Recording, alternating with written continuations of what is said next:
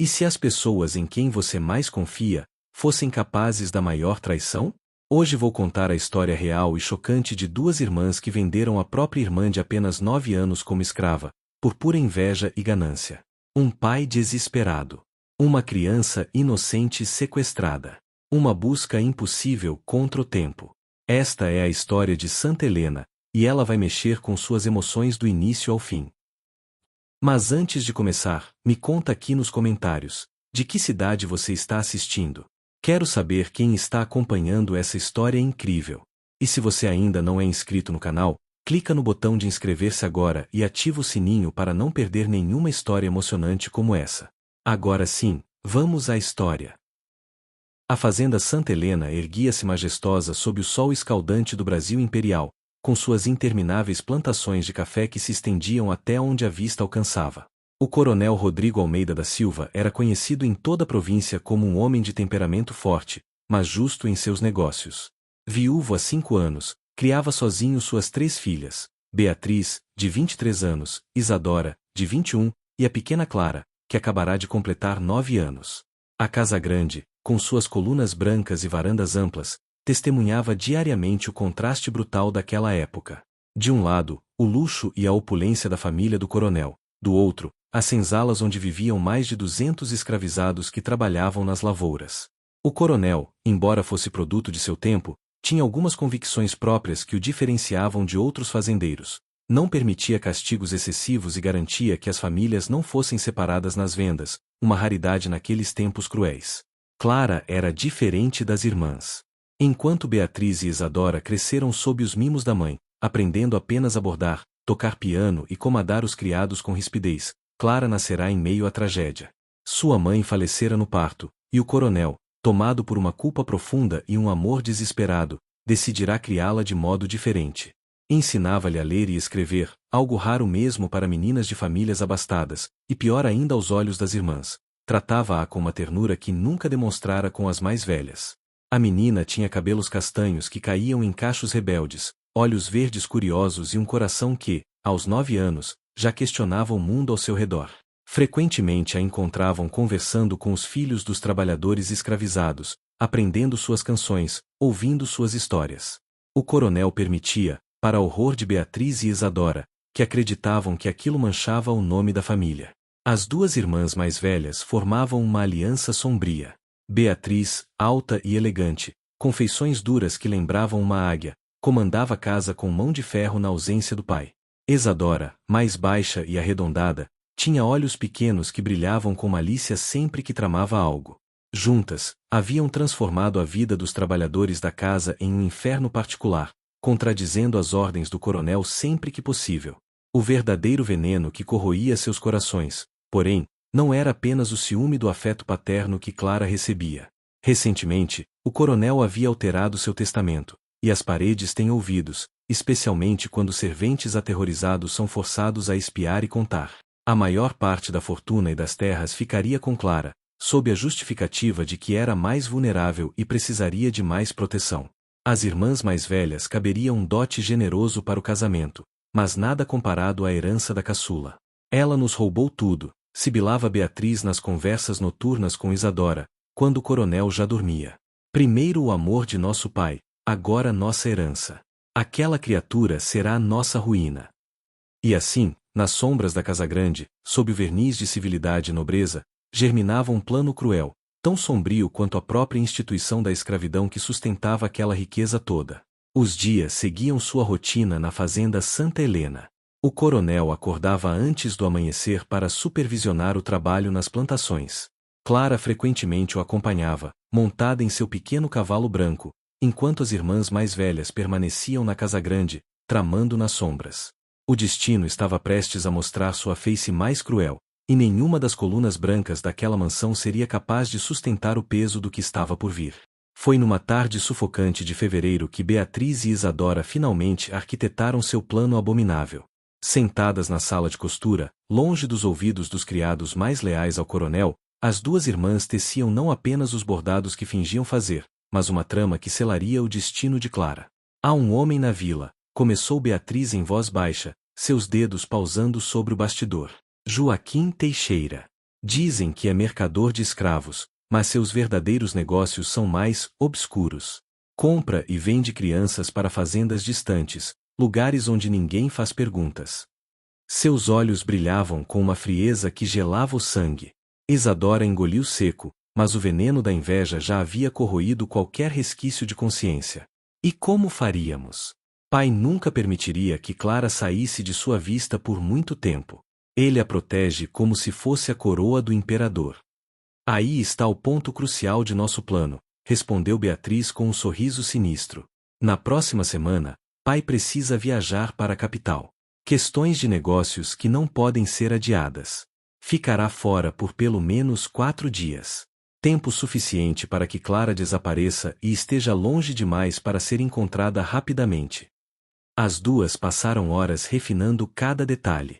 Contratariam Joaquim Teixeira para buscar Clara na fazenda, disfarçado como um comerciante respeitável fazendo negócios com o coronel. Diriam aos trabalhadores da casa que Clara iria passar alguns dias em uma fazenda vizinha, visitando outras crianças de sua idade. Uma carta falsa seria forjada, supostamente enviada pela família anfitriã, convidando a menina.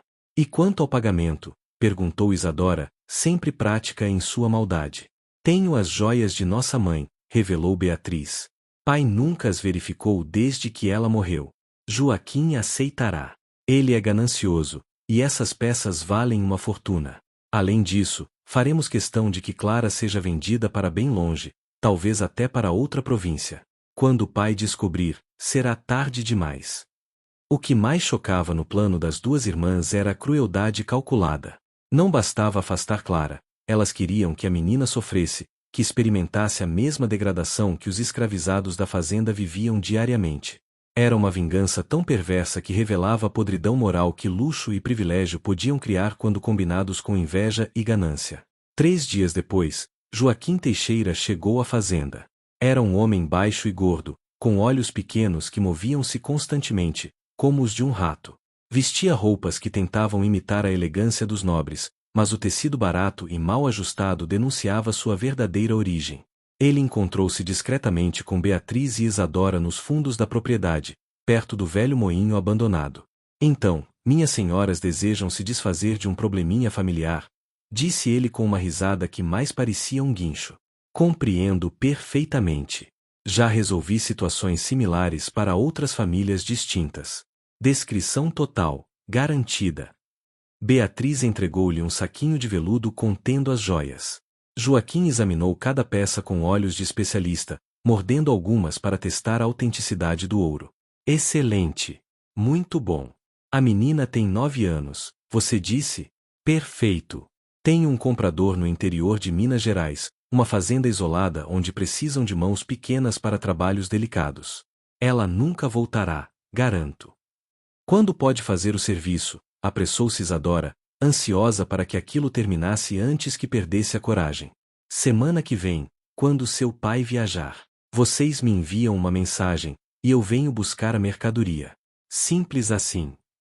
A forma como ele chamou Clara de mercadoria deveria ter alertado as irmãs sobre a monstruosidade do que estavam fazendo, mas o coração tomado pela inveja é surdo à razão. Na noite anterior à partida do coronel, Clara entrou no quarto das irmãs, procurando companhia. Vocês vão sentir falta do papai?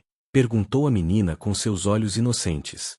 Beatriz e Isadora trocaram olhares rápidos. Claro que sim, querida, mentiu Beatriz, acariciando os cabelos da menina com mãos que já haviam selado seu destino. Mas não se preocupe, cuidaremos bem de você enquanto ele estiver fora. Aquelas palavras soariam como uma sentença terrível poucos dias depois. Clara saiu do quarto pulando, feliz por ter passado um momento com as irmãs que geralmente a ignoravam. Ela não podia imaginar que acabará de beijar as faces de suas próprias algozes, que naquele momento já contavam os minutos para sua perdição. O coronel Rodrigo partiu numa manhã de quinta-feira, montado em seu melhor cavalo, seguido por 2 capangas de confiança. Antes de partir, abraçou longamente Clara, que chorou agarrada ao seu pescoço. Volto em 4 dias, minha pequena. Comporte-se e obedeça suas irmãs. Foram suas últimas palavras antes de desaparecer pela estrada empoeirada. Beatriz e Isadora não perderam tempo. Naquela mesma tarde, Mandaram chamar Joaquim Teixeira através de um mensageiro discreto. O plano seria executado no dia seguinte, sexta-feira, quando todos na fazenda estariam ocupados com a feira semanal na vila próxima. A confusão ajudaria a disfarçar o desaparecimento de Clara. Na manhã de sexta, Clara acordou empolgada. Isadora havia prometido que faria um passeio especial, algo que nunca fizeram antes juntas. A menina vestiu seu melhor vestido azul, penteou os cachos com esmero e desceu para o café da manhã com um sorriso radiante. Estou tão feliz! Para onde vamos? Perguntou entre goles de chocolate quente. É uma surpresa, respondeu Beatriz com um sorriso forçado. Mas precisa ser corajosa e fazer exatamente o que dissermos, está bem? Clara assentiu energicamente, sem suspeitar de nada. Como poderia uma criança de 9 anos imaginar a traição que se aproximava? Por volta do meio-dia, um coche elegante chegou à entrada principal da fazenda. Dentro estava Joaquim Teixeira, desta vez vestido como um verdadeiro gentleman, com chapéu de cartola e bengala. Beatriz havia instruído os trabalhadores da casa a tratá-lo como um visitante importante, amigo da família vindo buscar Clara para uma visita. Dona Clara, disse Joaquim tirando o chapéu em reverência exagerada, suas irmãs me contrataram para levá-la até a fazenda Boa Esperança, onde há crianças de sua idade esperando para brincar. Será divertido. Sua voz melosa não combinava com o brilho predatório de seus olhos. Clara olhou para Beatriz em busca de confirmação. Pode ir, querida. É um presente especial. Voltas em alguns dias, antes do papai retornar. A mentira saiu suave de seus lábios, ensaiada dezenas de vezes no espelho. A menina subiu animada no coche, acenando alegremente para as irmãs. Isadora teve um momento de hesitação, sua mão levantando-se como se fosse chamar Clara de volta, mas Beatriz segurou seu pulso com força. Já está feito, sussurrou duramente. Não há volta. O coche afastou-se lentamente pela estrada principal, levantando uma nuvem de poeira vermelha. Dentro, Clara admirava a paisagem, completamente alheia ao destino que a aguardava. Foi apenas quando eles tomaram uma estrada secundária, diferente do caminho para qualquer fazenda conhecida, que a primeira semente de medo germinou em seu coração. Senhor, este não é o caminho, disse Clara com voz pequena. A fazenda Boa Esperança fica na direção oposta. Joaquim virou-se com um sorriso frio. Mudança de planos. Pequena. Você vai para um lugar muito melhor. Um lugar onde meninas como você aprendem o valor do trabalho. Suas palavras gelaram o sangue de Clara. A menina tentou abrir a porta do coche, mas Joaquim a segurou pelo braço com força brutal. Quieta! Suas irmãs me pagaram bem para me livrar de você. Quanto antes aceitar seu novo destino, melhor será. A realidade caiu sobre Clara como um balde de água fria. Ela começou a gritar, socando e chutando, mas Joaquim era forte e experiente nesse tipo de transação. Ele amarrou suas mãos com uma corda grossa e colocou um pano em sua boca para abafar os gritos. Clara, completamente aterrorizada, só conseguia chorar enquanto o coche avançava por estradas cada vez mais desertas. Horas passaram. O sol começou a se pôr, tingindo o céu de vermelho sangue, cor profética do que estava acontecendo. Quando finalmente pararam, era noite fechada. Estavam em um lugar remoto, uma espécie de entreposto onde Joaquim mantinha outras mercadorias antes de vendê-las. Clara foi jogada em um pequeno cômodo escuro, trancada com outros 7 escravizados, 3 adultos e 4 crianças, todos aguardando serem transportados para seus novos donos. Clara encolheu-se em um canto, abraçando os joelhos, seu vestido azul agora sujo e rasgado. Uma das mulheres escravizadas, de nome Maria, aproximou-se dela com gentileza. Você não é daqui, menina. Vi suas roupas. Como veio parar aqui? Entre soluços, Clara contou sua história, ainda sem conseguir compreender completamente a traição de suas irmãs. Maria abraçou a menina, deixando-a chorar em seu ombro. O mundo é cruel, pequena. Mas enquanto há vida, há esperança. Seu pai há de procurá-la. Homens poderosos como você descreve não deixam suas filhas desaparecerem sem virar o mundo de cabeça para baixo. Eram palavras de consolo, mas mesmo Maria duvidava. Ela mesma havia sido separada de sua família há anos e sabia como esse sistema funcionava. Naquela noite, trancada naquele lugar horrível, Clara transformou-se. A menina protegida e amada que havia sido até 24 horas atrás estava morrendo, dando lugar a alguém que precisaria ser forte para sobreviver. Ela jurou a si mesma que, se sobrevivesse, contaria a verdade ao pai e as irmãs pagariam por aquilo. O coronel Rodrigo retornou à fazenda Santa Helena 3 dias depois, na tarde de segunda-feira, um dia antes do previsto. Seus negócios na capital haviam sido concluídos mais rapidamente que esperava, e estava ansioso para reencontrar Clara. Mal podia esperar para dar-lhe o presente que havia comprado, uma boneca de porcelana francesa, com vestido de seda e olhos que abriam e fechavam. Ao adentrar a casa grande, chamou imediatamente pela filha. Clara! Papai voltou! Sua voz ecoou pelos corredores vazios. Silêncio. Beatriz apareceu no topo da escada, visivelmente pálida. A chegada antecipada do pai havia arruinado parte de seu plano de criar uma história elaborada. Onde está sua irmã? Perguntou o coronel, a primeira centelha de preocupação acendendo em seus olhos. Ela foi convidada para passar uns dias na fazenda Boa Esperança, mentiu Beatriz, mas sua voz tremeu. Crianças da família Santos queriam companhia. Achamos que seria bom para ela socializar. O coronel franziu o senho. Sem minha permissão? Vocês sabem que não gosto que Clara saia da fazenda sem meu conhecimento. Ele subiu as escadas rapidamente, passando por Beatriz em direção ao quarto de Clara. Algo não estava certo. Ele podia sentir. O quarto estava intocado, mas perfeitamente arrumado demais. As bonecas de Clara estavam alinhadas com precisão militar, seus livros empilhados em ordem, sua cama esticada sem uma única ruga. O coronel conhecia sua filha. Clara era uma criança, e crianças eram naturalmente desorganizadas. Aquele quarto não tinha sido usado há dias. Quando exatamente ela foi embora? Perguntou ele, voltando-se para Beatriz com um olhar penetrante que fazia homens crescidos tremerem. Sexta-feira de manhã, respondeu ela, recuando um passo. E vocês não acharam necessário me enviar uma mensagem? Não acharam estranho que a família Santos, com quem nunca tivemos grande intimidade, de repente convidasse Clara? A voz do coronel elevava-se perigosamente. Onde está minha filha? O grito fez toda a casa grande tremer. Isadora apareceu no corredor, as mãos torcendo o avental nervosamente. O coronel olhou de uma para outra, e então a verdade começou a raiar em sua mente, terrível e inacreditável. O que vocês fizeram? Naquele momento, Rosa, uma das criadas mais antigas da casa, a ia que havia criado as 3 meninas, avançou pelo corredor. Seu rosto estava marcado por lágrimas. Coronel, eu preciso falar. Não consigo mais guardar esse peso.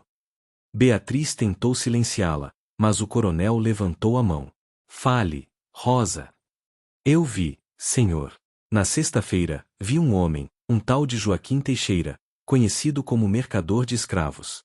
As senhoritas Beatriz e Isadora o receberam secretamente nos fundos da propriedade dias antes de sua partida. E na sexta, ele veio buscar a pequena Clara. Eu ouvi a sinhazinha Beatriz dizendo a ele que ficasse com a menina, que nunca mais a trouxesse de volta. A mulher desabou em prantos. O silêncio que se seguiu foi absoluto. O coronel ficou completamente imóvel, seu rosto transformando-se em uma máscara de fúria contida tão intensa que parecia estar esculpida em pedra. Quando finalmente falou, sua voz era baixa, controlada, o que a tornava ainda mais aterrorizante. Vocês venderam sua irmã. Uma criança de 9 anos. Venderam como se vende gado, escravos, mercadoria. Cada palavra era uma sentença. Digam-me onde ela está. Agora. Beatriz tentou manter a compostura, mas Isadora desmoronou.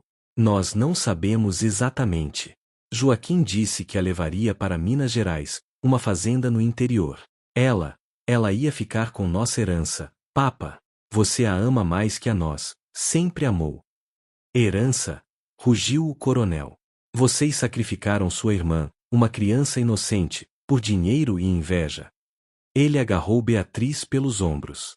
Onde encontro esse Joaquim Teixeira? Ele tem um entreposto próximo à vila de Santa Cruz, confessou Beatriz, finalmente derrotada pelo peso da culpa e do medo. Mas já faz 3 dias, pai. Ela pode estar em qualquer lugar agora. O coronel soltou Beatriz como se ela queimasse. Virou-se para seus capangas. Manuel, Fernando, preparem os cavalos. Levaremos 10 homens. Vamos virar essa província de cabeça para baixo se necessário. E vocês duas, disse ele virando-se para as filhas com um olhar de desprezo absoluto, quando eu voltar com Clara, e eu voltarei com ela, nunca mais quero vê-las. Estão mortas para mim. Em 15 minutos, o coronel e seus homens mais leais cavalgavam furiosamente em direção a Santa Cruz. A noite havia caído, mas tochas iluminavam seu caminho. Era uma cavalgada da redenção, da justiça, e da vingança de um pai cuja alma havia sido despedaçada pela traição mais vil que poderia imaginar. A cavalgada até Santa Cruz levou 3 horas em ritmo brutal. O coronel Rodrigo não poupou os cavalos nem os homens, impelido por um desespero que consumia cada fibra de seu ser. A cada quilômetro percorrido, sua mente torturava-se com imagens de Clara sofrendo, assustada, chamando por ele sem ser ouvida. Ao chegarem à vila de Santa Cruz, já era mais de meia-noite. A maioria das casas estava às escuras, mas o coronel não se importou. Bateu de porta em porta, acordando moradores, perguntando sobre Joaquim Teixeira. Muitos conheciam o nome, e o temiam. Era um homem conectado com o submundo do tráfico humano, protegido por autoridades corruptas que faziam vista grossa mediante pagamento. Ele tem um armazém nos fundos da vila, perto do rio, revelou finalmente um velho tropeiro, impressionado pela determinação e fúria do coronel.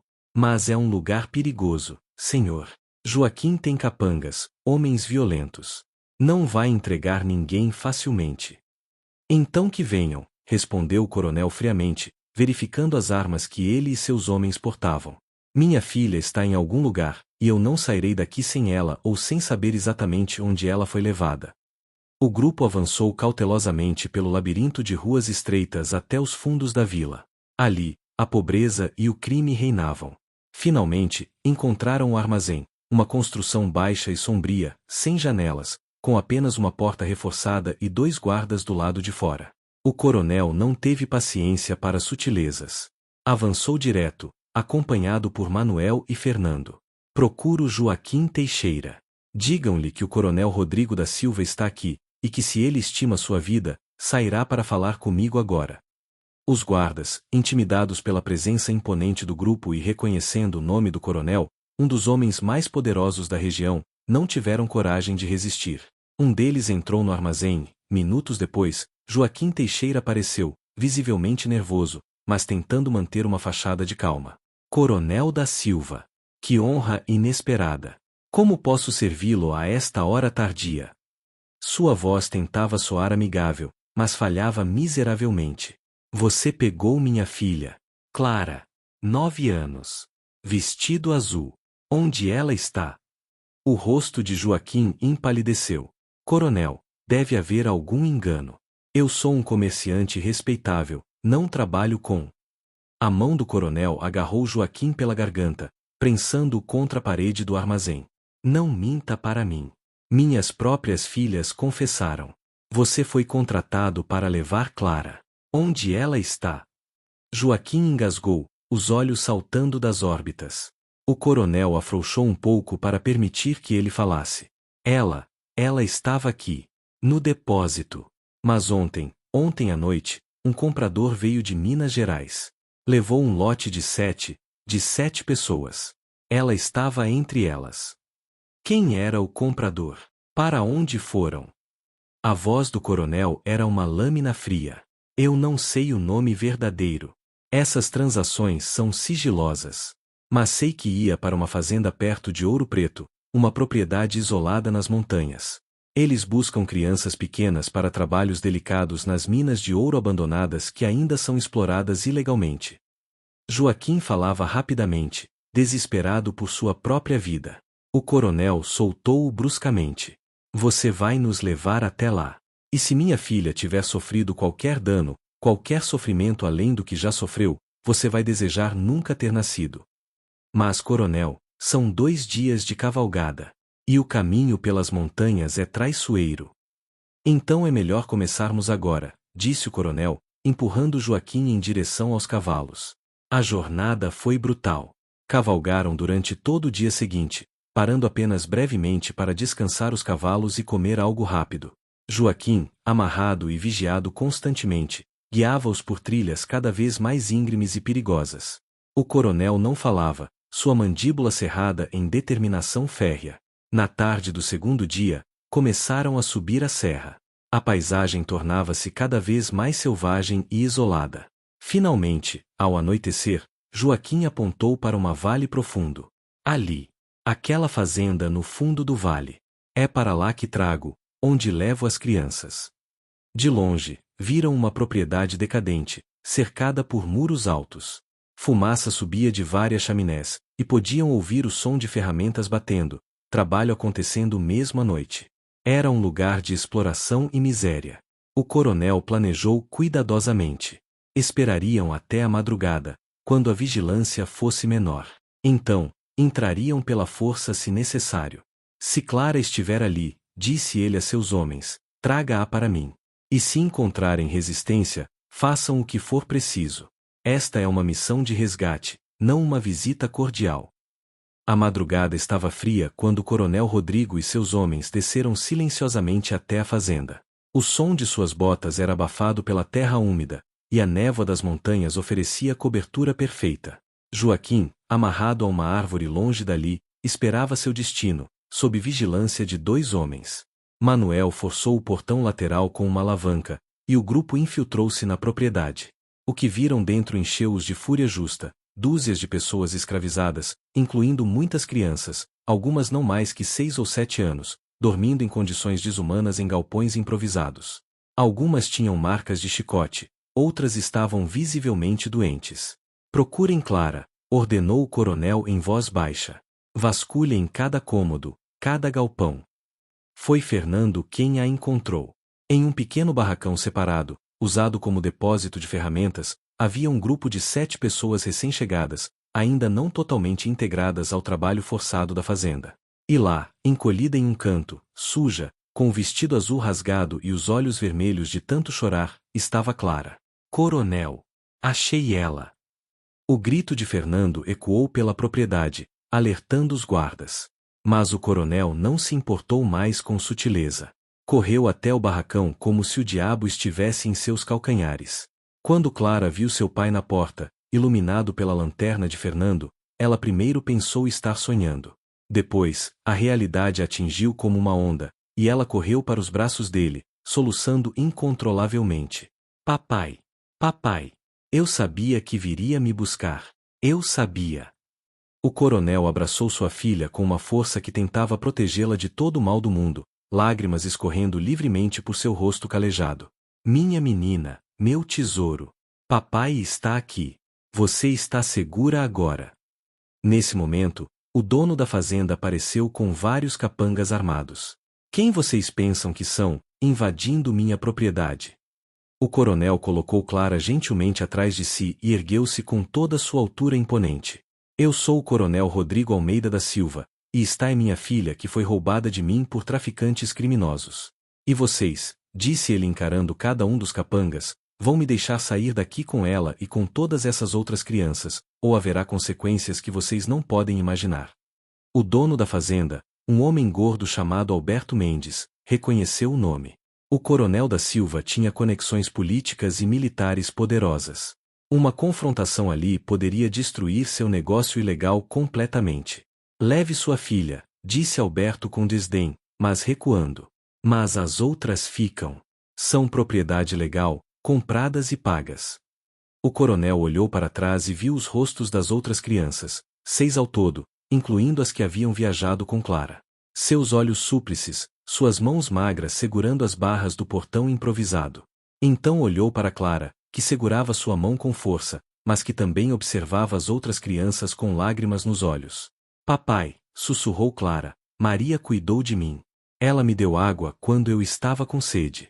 Pedro, aquele menino ali, me deu seu pedaço de pão quando eu estava com fome. Por favor. O coronel fechou os olhos por um momento. Ele era um homem de seu tempo, proprietário de escravos, parte de um sistema cruel. Mas o que havia vivido nos últimos dias, o desespero de perder uma filha, o horror de vê-la reduzida à mercadoria, havia rachado algo em sua alma. Ele viu, pela primeira vez realmente, o que significava aquele sistema para quem estava do outro lado. Manuel, disse ele finalmente, liberte todas as crianças. Todas. Vamos levá-las conosco. Coronel, isso é roubo, protestou Alberto. Vou denunciá-lo às autoridades. O coronel virou-se lentamente para ele, e o que Alberto viu em seus olhos fez seu sangue gelar. Faça isso. E eu garanto que cada autoridade da província saberá exatamente o que acontece aqui. Sei que muitas dessas crianças foram obtidas ilegalmente, através de raptos e tráfico, não compras legítimas. Quer realmente que eu exponha a sua operação? Ou prefere que eu simplesmente leve as crianças e nós nunca mais nos vejamos? O silêncio foi resposta suficiente. Os homens do coronel libertaram 9 crianças no total, incluindo Clara, mais 3 adultos que haviam cuidado delas. A jornada de volta foi lenta, pois muitas das crianças estavam fracas e doentes, mas o coronel garantiu que parassem frequentemente para descanso e comida. Durante a viagem, Clara não largou da mão do pai. À noite, quando acamparam, ela finalmente contou tudo: a traição de Beatriz e Isadora, as horas terríveis trancada no depósito de Joaquim, o medo que sentiu. O coronel ouvia em silêncio, sua mandíbula apertada, sua fúria crescendo a cada palavra. 4 dias depois, chegaram à fazenda Santa Helena. A notícia de seu retorno havia se espalhado, e trabalhadores, livres e escravizados, reuniram-se no pátio principal. Beatriz e Isadora esperavam na varanda da casa grande, suas malas já preparadas. Rosa, a velha Aia, correu para abraçar Clara, chorando de alegria. O coronel desceu do cavalo, ajudou Clara a descer, e caminhou lentamente até a varanda onde suas 2 filhas mais velhas esperavam.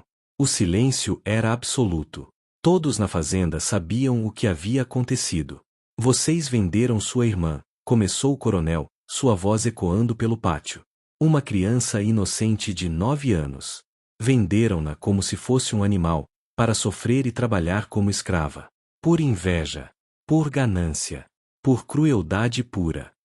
Isadora começou a chorar, mas Beatriz manteve a cabeça erguida, ainda tentando manter alguma dignidade. Pai, nós. Silêncio. O grito fez até os pássaros fugirem das árvores. Vocês não têm mais o direito de me chamar de pai. Pegam suas coisas e saem da minha propriedade. Agora. Vocês receberão uma pequena quantia, suficiente para sobreviverem por alguns meses, mas nada mais. Nenhuma herança. Nenhum nome de família. Vocês estão deserdadas, expulsas, e se algum dia cruzarem meu caminho novamente, não respondo por minhas ações. Mas pai, para onde iremos? Chorou Isadora. Não temos ninguém. Deveriam ter pensado nisso antes, respondeu o coronel friamente. Clara não tinha ninguém quando vocês a jogaram nas mãos daquele monstro. Agora sintam 1/10 do medo que ela sentiu. Talvez assim aprendam o que é humanidade. 2 carregadores trouxeram as malas das moças. Um coche simples aguardava para levá-las até a vila mais próxima. Enquanto eram conduzidas para fora da propriedade, Beatriz e Isadora olharam para trás uma última vez. Clara observava da varanda, segurando a mão do pai. Não havia triunfo em seus olhos, apenas tristeza pela família que poderia ter sido e nunca seria. Nas semanas que se seguiram, mudanças profundas varreram a fazenda Santa Helena. O coronel, transformado pela experiência, começou a questionar toda a estrutura de sua vida. Libertou várias famílias de trabalhadores escravizados, especialmente aquelas com crianças pequenas, dando-lhes terras para cultivarem como trabalhadores livres. As 9 crianças que resgatou junto com Clara foram integradas à fazenda. Algumas tinham famílias que puderam ser localizadas e reunidas. Outras, órfãs, foram adotadas por famílias de trabalhadores da fazenda ou pela própria Casa Grande. Maria, a mulher que cuidara de Clara no cativeiro, tornou-se sua segunda mãe e tutora. Clara cresceu marcada pela experiência, mas não quebrada. A menina que havia sido traída aprendeu sobre coragem, sobre a bondade de estranhos, sobre a capacidade humana tanto para o mal quanto para o bem. Ela tornaria-se, anos depois, uma das primeiras abolicionistas da região, usando a fortuna que herdou para comprar e libertar famílias inteiras. Quanto a Beatriz e Isadora, os rumores diziam que viveram vidas difíceis e solitárias em vilas distantes, trabalhando como governantas e costureiras. Nunca se casaram, nunca tiveram a prosperidade que sonharam. A inveja que destruiu uma família também destruiu suas próprias vidas. O coronel Rodrigo viveu até os 72 anos, tempo suficiente para ver Clara crescer e se tornar uma mulher extraordinária. Em seu leito de morte, segurou a mão da filha e disse: "Você foi meu maior tesouro e minha maior professora. Salvando você, eu salvei minha própria alma." A história da Fazenda Santa Helena tornou-se lenda na região, um conto sobre traição e redenção, sobre como o amor de um pai pode ser mais forte que qualquer distância, e sobre como até nos lugares mais sombrios, a luz da justiça pode encontrar seu caminho. E todas as noites, antes de dormir, Clara olhava pela janela para as terras que um dia herdariam completamente, e agradecia por ter sobrevivido, por ter sido encontrada, e por ter aprendido que o verdadeiro valor de uma pessoa não está em sua posição ou riqueza, mas em sua compaixão e humanidade.